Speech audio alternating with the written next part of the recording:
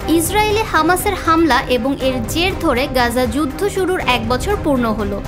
গাজার বড় অংশ ধ্বংসস্তূপে পরিণত হয়েছে এবং ফিলিস্তিন গণহত্যার অভিযোগ এনেছে ইসরায়েলের বিরুদ্ধে। ইসরায়েলি বাহিনীর অভিযানে ফিলিস্তিনের উত্তর গাজার সর্বশেষ হাসপাতাল কামাল আদওয়ানের কার্যক্রম বন্ধ হয়ে গেছে।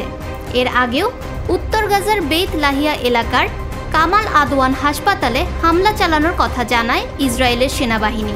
ইসরায়েলি বাহিনীর বিমান হামলায় হাসপাতালটিতে অগ্নিকাণ্ডের ঘটনাও ঘটেছে।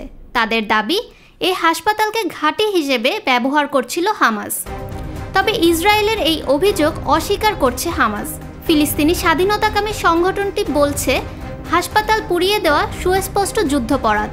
যুক্তরাষ্ট্র ও কিছু পশ্চিমা দেশের মদদে গাজায় যুদ্ধাপরাধ সংগঠিত করছে দখলদার ইসরায়েলি সরকার। তারাও চলমান এই গণহত্যার শরিক।